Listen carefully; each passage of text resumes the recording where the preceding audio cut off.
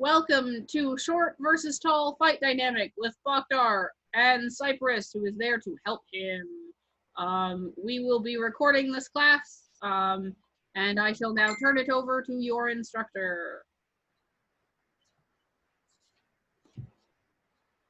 That was a go to us? Yeah. Great. Okay, is everyone here who's present for the short versus tall class able to see the link I sent? It should say outline to short versus tall link. And I'll take you to a Google document describing everything we're doing. The big thumbs up icon is really clear. That's appreciated, thanks. We'll have a harder time seeing that as we go. We'll be further from the camera, but we'll try to swoop back every 15 minutes or so to be checking for questions in the chat box. We're gonna go through a lot of core content first and some definitions. So please try to hold questions for the first 20, 30 minutes. And then we'll be going into greater depth after we get through some kind of basic clarifying definitions and the purpose of the class. All good there? Anyone want to see an outline that hasn't been able to access it yet? Okay. I want to minimize that.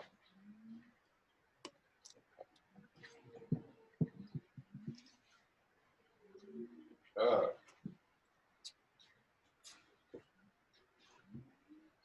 So welcome everyone to Short versus Tall class. I'm Bhakdar. I've been fighting about 20 years and I'm 6'4" tall. I'm Sipris and I've been fighting about 14 years and I am 5'4". Okay, so our body types are very intentional in explaining the short versus tall dynamic, right? We're a foot apart in height. It's valuable to remember short and tall is always relative to your opponent. So, okay. Let me go over the basic objectives of this class. To start, our objectives are to explore the advantages from both, advantages and disadvantages from both the short and the tall perspective.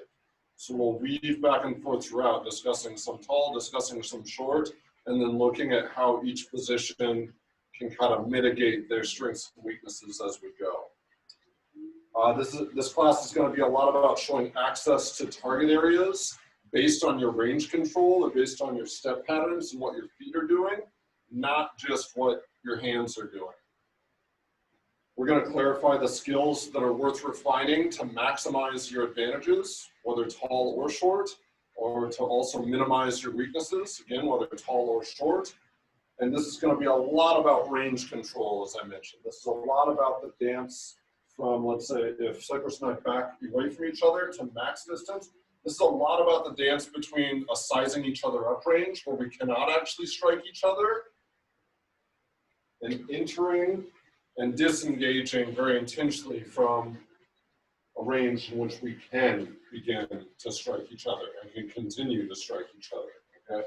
This is largely a range control class, but through the perspectives of a distinctly taller or shorter fighter. So we're going to demonstrate positioning. Positioning as in static, not moving our legs, and then expand into range control, moving our legs, and then threatening which types of target areas as we do that range control dance in and out of each other's strike range. Any questions or concerns just about the basic overview there? If you've got them, chat box them now. All right. So let's start with some definitions. Short and tall, as we mentioned, are all relative, right? It's depending upon your opponent. But let's illustrate this through our first really important definition, the torso box. The torso box is the idea that no matter your body type, everyone's got essentially a rectangle of their torso that takes one strike to kill, okay? So that's from shoulder to shoulder, down to hip. That rectangle is a very advantageous strike zone because one shot there kills, right? So if we look at a short fighter and tall fighter side by side, one of the distinctions we're going to see at advantage disadvantage is the size of a torso box, right? My short opponent has a much smaller torso box. They have way less high risk territory to guard. As a tall fighter, I have an upper third of more shoulder to upper arm, upper chest torso box, and I've got a much bigger hip torso box. And my waist to hips also provide about 8 more inches for a fighter to strike compared to the body size of a lot of my opponents. Right? Then we're also going to need to define inside lane and outside lane. Most simply put, if we go up in the guard position and we're both within striking range of each other, inside lane is trying to strike on the inside. Go ahead and keep, Sipris going to keep her weapon up, on the inside dimension of my opponent's sword guard. I'll swap sides to show that again. So the inside dimension coming for the torso box, inside of my opponent's weapon guard. Let's swap it again. Outside means I am reaching around her outside, the outside perimeter of that torso box rectangle, outside perimeter of my opponent's weapon guard. So anything coming on this trajectory is an outside swing, anything coming inside my opponent's weapon guard is an inside swing. Right? Range control, we've already defined a bit. It's this dance of trying to intentionally dictate how close or far my opponent is from me. Static guard is the idea of our guard without stepping. We're simply in position at a range from each other. But without stepping, our static guard is simply how we're holding our guard to start a fight from within there. Mobile guard is how our guard position looks as we step. And this is going to lead to a lot more, the more advanced things we can do. Like we might throw a bait or shift our guard to invite an opening as we're stepping, as we are dictating the range in between short and tall. Then finally, we have level change. A level change is simply how low you're squatting or how tall you're extended in your height. So a short or tall, doesn't matter. Level change, up, down, level of your body and your weapon. Then we have the idea of what I would call coiling, the idea of body pivot or pulling guard in closer to you to coil a block, preparing for a return strike. So if Sipris and I go to max range, if I lead by stepping into her strike zone and throw a short cross, and she pulls her guard back, she's coiling. She's getting a block. Her body pivot in her hand position is making sure she gets a secure block, but she's also tightened her body down and low and away from me like a spring. So her counter strike may have more range or more power to it when she uncoils. And that's what I mean by a coil. And then finally, we have sphere of attack. Again, let's step out to max range. This is at sizing each other up. So a tall inherently as a taller person's steps can begin to access the shorter person's body quadrants with less commitment. Whereas Sipris has to step multiple times. Let's replay that. Sipris has to take 2 steps to get not just my sword arm, but also my body.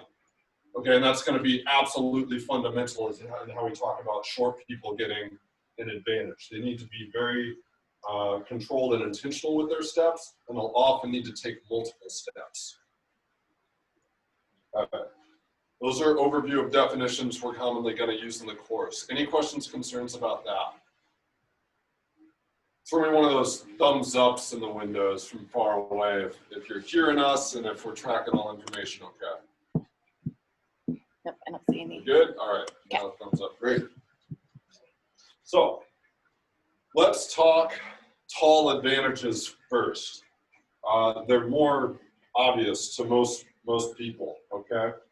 Again, let's go back to this at max range, sizing each other up distance. When I say sizing each other up range, I simply mean like on a battlefield, on a tournament, in a spar, right? What do you most often do if you're in a tournament or a spar? You tap swords where only about your weapon tips can strike each other. Here with people, you start here with people. That is just, it's stating the obvious, but it's important to notice, okay? So there's a sweet spot in here where the tall person will always have an advantage especially when we consider static versus mobile. Just good guard and good basic weapon fundamentals.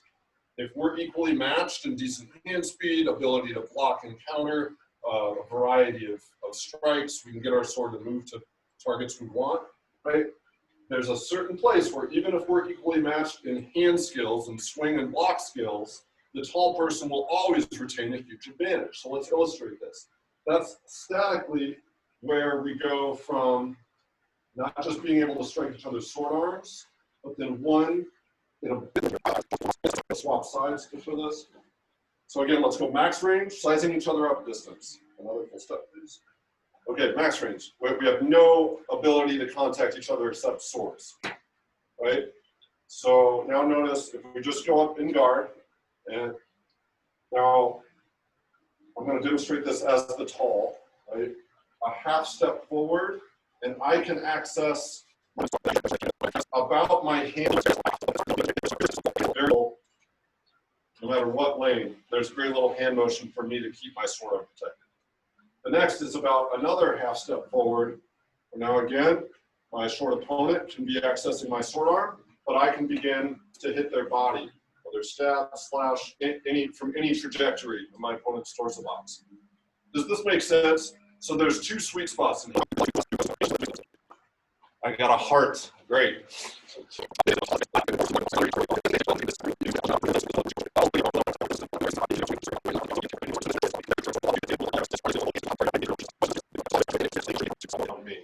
You've heard me allude a couple of times now that sword arm shots and body shots, I have been implying, and I'll be very direct and clear here, those are some of the best things you can aim for. Especially a spar or a tournament where you can highly control a one-on-one to take their sword arm, hits the thing that's trying to kill you, right? And in theory, you should be able to win in the next time. And generally, that can be a compensating factor. You want to get them to overextend while you take the safer, easier shot, and you go piece by piece. Okay? So let's look at some of the kind of meta philosophy. What's happening that we're not always aware is happening, taking into account these tall guy advantages. By the nature of the tall person being able to swing first to hit a torso target, they will often lead the first committed stroke of the fight. Swap again. So we go from max range, absolute max range, sizing each other up range. My sphere of attack is huge because I'm 6'4", and because I have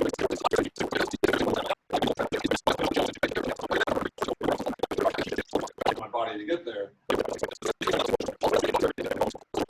Your target area is an inherent advantage, right? And the disadvantage, we've already suggested, is they have the smaller sphere of attack. They might have to take multiple steps, have more intentional control over footwork and what their baiting, guard, or range control is doing to manipulate the fight. Okay? It doesn't mean you're always worse off as a shorter fighter. It means you gotta use conscious attention to how you set up, how you bait, how you move your body, how you use your steps. But really still, it drives home the point, range control and setups, a good fight plan and a good distance control plan is far more powerful than just your raw hand skills, like good feints, good fast shots, ability to manipulate the weapon to go to whatever angle in front of you you want it to. Those are all relevant, but they are diffused in their relevance by how you're playing the footwork game and how you're playing the setup to invite your opponent to overtake. That's the core of what we'll keep talking about from here on. Okay? Give me a thumbs up if we're all tracking just fine. Cool. I think we're good. So the short fighter needs to set up access to the tall's larger torso box, sword, arm, or shoulder. Those are some of the foremost targets to look at. Or legs when that fighter is overextended. And again, that's often more battlefield or swordboard relevant. Okay? So there's helpful practice in getting tall to overcommit first into a short fighter's ability to counter them. Okay? And I'm going to kind of outline a 3-step formula for that. And we'll look at variations within it. So the three-step formula is bait, coil, counter swing. Bait, coil, counter spring. Okay? Your first step, it could be any variation. It could be, bait could even be weight. You got And I just want to note that our sword lengths are pretty much exactly. go to full max range. Okay. Okay, so we're looking at Short's ability to set up that weight or bait, have the tall person overexposed first, coil a block, intentionally set up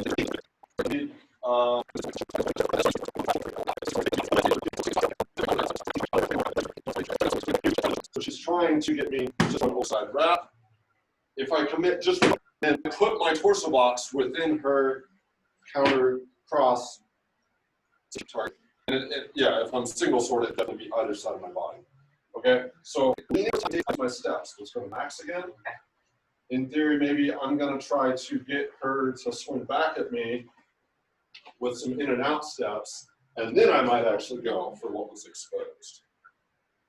For example, in general, the more already closer to the tall's body is made to advantage.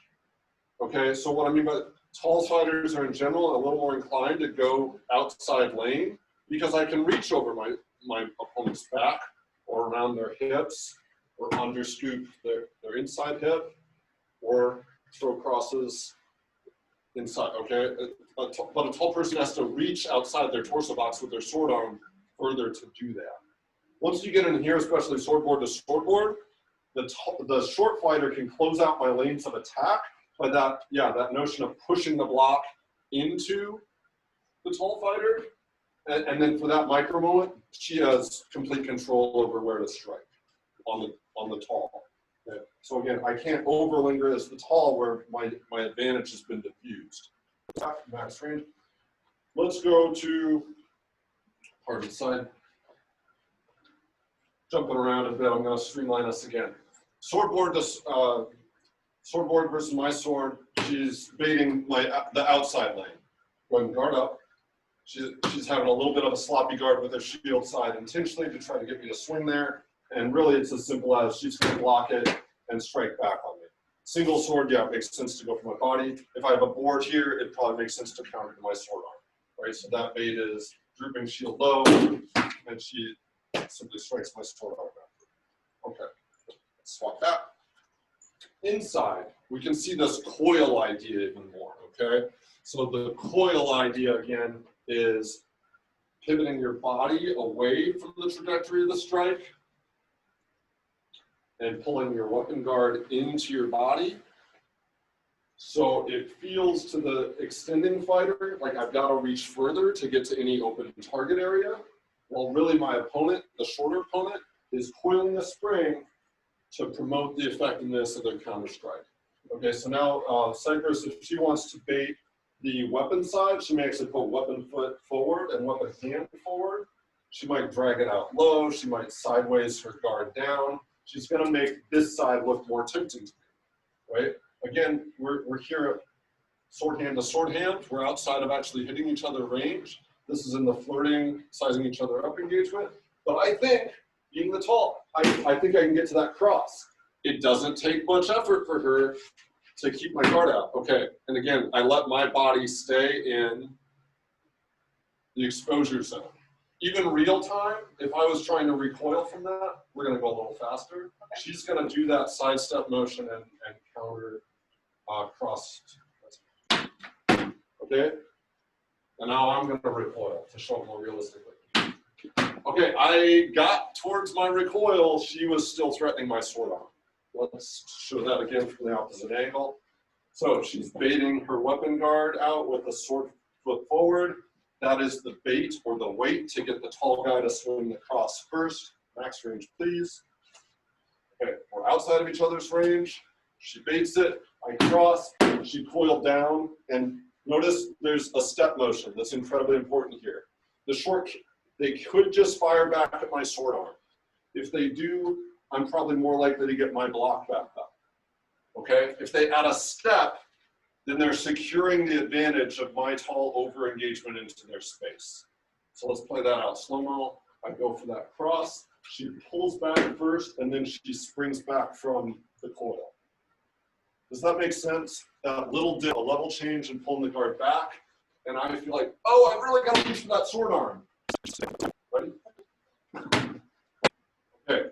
But even at best, if I have good recoil, which I should, check it out. She's going to still go to that side step. No one blocked again. But okay, I got my weapon block back. But still, what's the body position for the micro moment? I've still extended my lunge. I have a further leg out there. Yep, and it's planted deep. She could go for my leg as a backup while stepping backwards out. She can't afford to stay here because if she just returned to my sword block, I want to start throwing those outside lane wraps. Okay, so it could be straight back, or it could be even better, probably sideways back away from my sword trajectory. Let me pause there. Any questions, concerns on this? Yeah. Yes. Okay, great. Let me check our chat box. We're kind of midway here. Where's our chat? Okay, yeah. So we've got a lot of core content here, and we're going to keep going through some examples. If you have questions that come along the way, go ahead and send it through the chat box so we'll know how to customize some of the material as we move forward. Okay, so let me rewind back to that core formula as the short person. The weight or bait, coil your blocks, think about pulling your blocks in close to your body as your steps extend into your tall person's strike zone, and be ready to counter swing from a coil. Okay, so there are more simultaneous parts that need to be kept in mind by the shorter fighter, okay? You need to be able to block as you're moving sideways or in and out. And those blocks had better keep you tighter protected and keeping your body target area small, appearing small, but getting the tall person to be lured after you, okay? And there's a couple of things that, so whenever a big thing is like thinking of what you're gonna do with the tall person, and if that doesn't work, then you kind of just keep going. Like, okay, oh, that didn't work. Okay, I need to get out of his range in order to keep alive. Because if you just stay stale, trying different kind of shots up in here, you're probably gonna get limbed or die. So a big thing is you get in and then you get out. And that's a really big thing for as a shorter fighter. And also, one thing that you really don't think much of is your footwork. When I got taught by a tall man, you're trying to match your steps with his. So know that you shouldn't have a wide guard like his. You should have your guard that's normal. But I often will find this mistake in pictures or videos of myself. Be like, man, my stance is as wide as his. That's because I'm trying to match his stance, and that makes me a little bit more off balance. So just kind of keeping your footwork in check and not trying to match someone who's 12 inches taller than you. Yeah, and that's valuable to note in the initial setup, right? A short person expanding the width of their stance doesn't help much. It does do this level change of putting their body position a little lower, but they're actually less able to step naturally.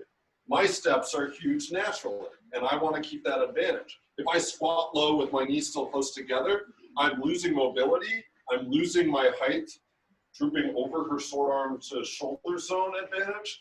There's no advantage for me to squat and stay low like this. There's no advantage for a short person to spread their lunge and the width of their feet out like this, generally, okay?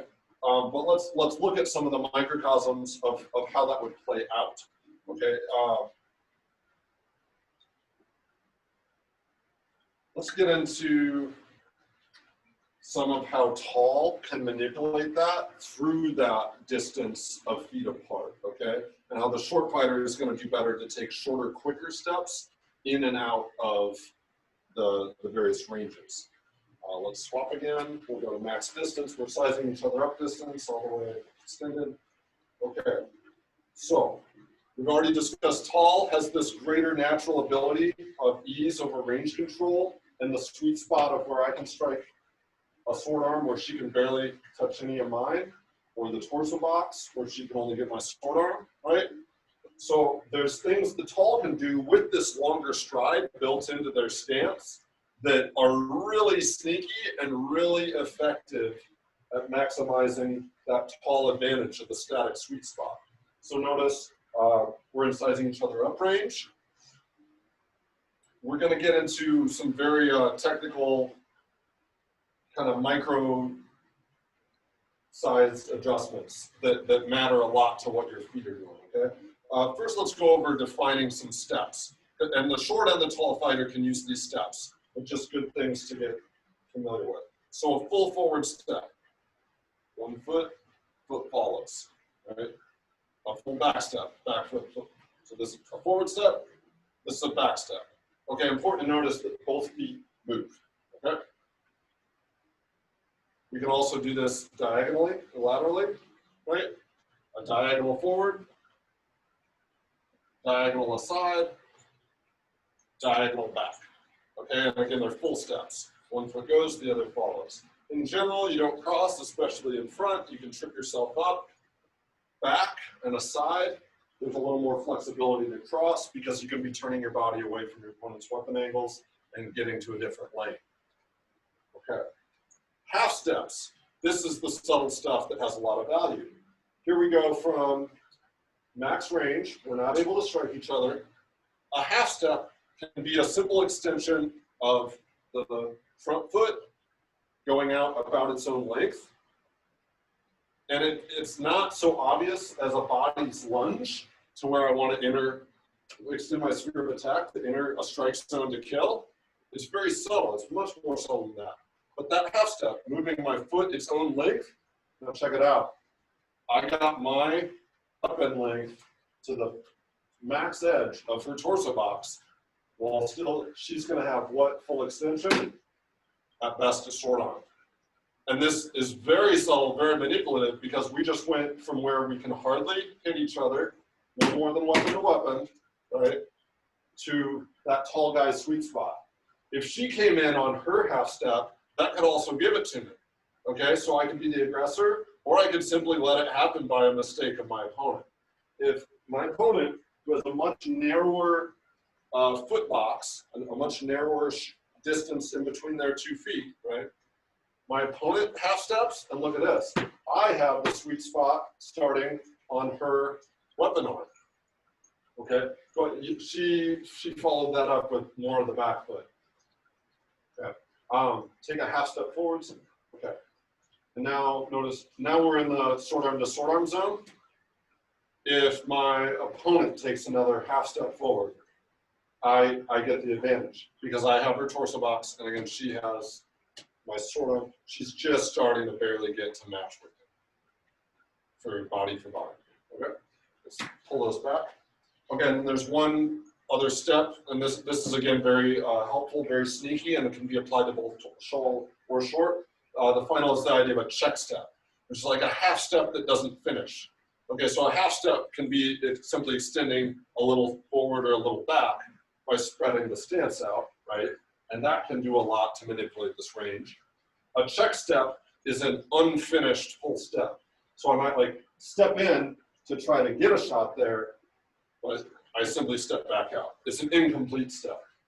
And it can go backwards as well. Sipris comes hot on the move, throwing some shots. I check step back. Oh, but when she messes up, my back foot gets the check. I don't complete the step back. I check by widening my stance. For a moment, she thinks she has my sword arm, and then when I block and she doesn't, look at one full back step can now move a tall fighter through their enemy.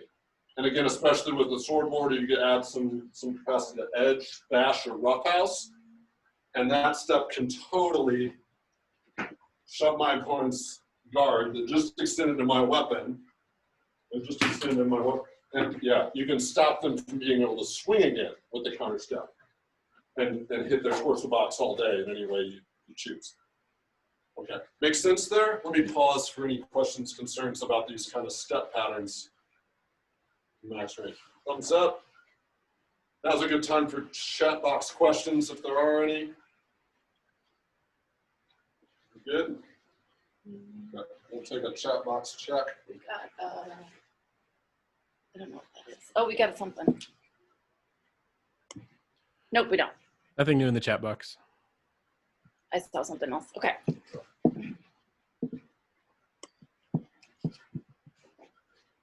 Okay, so let's do some practicals there, and let's try and cycle through some single sword, sword board, two sword, and sword board kind of practicals demos. So this all kind of clicks together. All the layers of philosophy, all the step definitions and the range definitions, will all link up in kind of live spars here.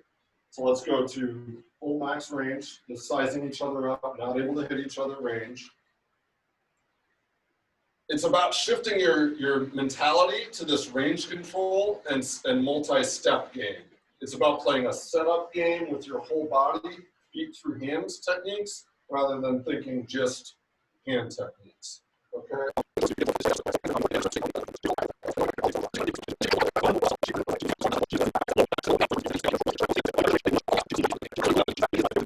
It can be probably just played out. I go for it once, she's out of range, she's out of range, but I overextended to where, yep, she's gonna get a hand block, and then her counter diagonal step lunges back on top of me. What to bounce back at. So does this make sense? And especially single sword. This is where the greatest versatility is in how many choices you have of what to swing back.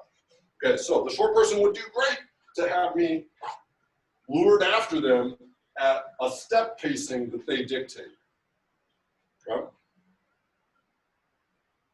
So we've also already alluded to how the short fighter is going to have way better advantage when they actually need to go and return some aggression to taking those diagonal steps. Whatever gear we're having. We've done a lot single, so let's go ahead and pick up some more gear. That would be two sword or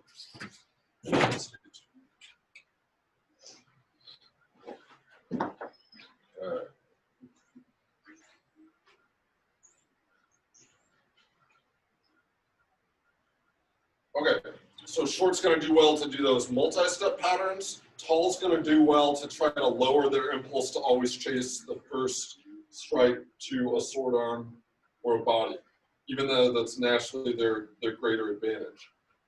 And then it really gets down to the skill level of the range control of the fighter you're working with, how much you need to be on guard for what's going on in the fight, right? If I'm with a beginning fighter that is going to stay static, just keep your tall person advantage, right? So if we're at max range, we're not able to strike each other, but my short fighter stays too static when I cautiously approach their range, then mine as the tall fighter, I want to do all I can to kind of do my own lure and flirt with this distance threshold right at max range. Because again, this is where I'm going to have something like a little flinch at her hand. If she counter strikes, especially with both swords, if she throws a flurry back to my weapon hand, oh, she's given me that little simple half step to finish the fight upper inside lane with a stab over a dominant sword to shoulder. Okay, so does this make sense? I want her to stay static at max range. And then my next lunge is going to be all over her torso. Okay? I would love for her two swords to flurry at my torso box, two sword to sword board. Those are good targets for her no matter what, right? But I would need her swinging at the range dictated by my control. So I might step and throw something I know is going to get blocked because I want to do. Use the steps or move laterally, right? This changes a lot if she's not playing dumb. Meaning I throw something to try to get the fight started, and instead, what did it also do? It put us to where we're both.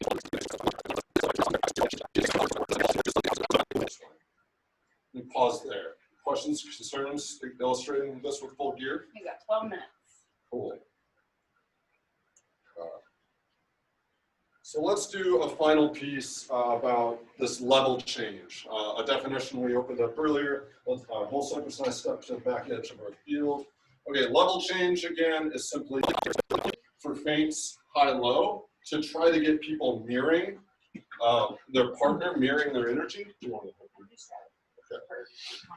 So I'm going to argue this generally works better for short fighters because a tall tends to lose their advantage squatting, right? They're just like, let me get my already bigger body smaller, lower to the ground with you, and easier to hit without as much versatility of sidestep. That's just not a good setup for them. Again, short and tall is relative. Tall versus tall, maybe they can work more with a level change. My tall versus short, I don't want to do this. You'd be surprised at how often, if you just step up to a tall person and you do this, they'll level change with you. It's crazy how much they do it. And so by doing that and kind of baiting them and then popping back up to, and using power to get kind of a high cross on them is something that's also something you can work on as well. Yeah, and it can be to any target area. Essentially, this is a way to make aggressive that coiling idea. You didn't have to throw a block or wait for the opponent to lead into you. It's often advantageous to come out of a bait with it. But let's play this out so it makes more practical sense. Again, if Sipris is sword foot forward, let's go to max sizing each other up range. Sipris playing sword foot forward, and she might even like open something like the gap between her shield and sword arm. In general, that's to be too flimsy with, right? Because it exposes something of that one-shot kill or one-shot to sword arm. The flip is, it's a great bait because the tall guy can see it, and they might be tempted to stab, but giving body to the short person or to throw a slot shot that's still easily blocked, in which, again, they expose their sword arm and the extension of their body and that front leg, really 3 juicy targets based on that bait. Anything I do to come into that, even if it's my back step, I'm going to overexpose something. And then she can coil for a wrap or go to over outside wrap with a lunging step and one long arm extension, right? And as soon as I do that, she level changes to squat low. She baits the shoulder. I extend for it. But now she's got an advantage on me, especially on a battlefield. Let's play this some more with the high-low, even versus a leg dynamic. If she starts doing stuff such as that level change versus a tall person who's already legged, if she dips, my natural impulse is to dip with her because she may be threatening something like the back leg or an outside hip scoop. So I think that, and now I just gave the tall guy juice to my short opponent, okay? And it's like a body feint. It's very short. It's very efficient. All she does is pump her hips down for a second. And if she can get me, especially to often either over lean in or level change with it, there's a micro moment where my tall body size advantage is totally diffused. Do people follow with that? What's up? Okay. So let's start. One who's got All right, I got a question. Oh, go for it. Am I good to go? Yeah. Okay. So something I've seen with like medium length timed of fighters who've been fighting for like a year or two, and with the realms I fight with, there's always like a one lefty or somebody's a little ambidextrous who has that one natural gift, who's really tall or who's really, really short. And then after people figure out how to fight them, they always seem to have a really hard block. Like they just go into a mental depression almost. And I'm trying to see, like, if y'all ever noticed that, or is it just kind of... defended it, body type. But then once people figure out they're kind of a one advantage pony and capitalize on it, then they're kind of butthurt and unable to get unstuck from that, what used to always work for them. Yes, yeah. Exactly like that. How do I urge them, while they're already on a good upswing, being a lefty or tall, how do I guide them to, like, you better learn something else before you fail? You're going to fail it. Okay. I've got 2 like broadly applicable suggestions for that. One is that it's reinforcing all this that we've just discussed. It's really a range control mentality.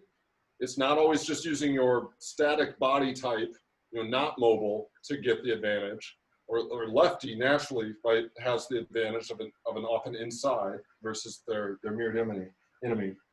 So get them say, okay, you don't need to.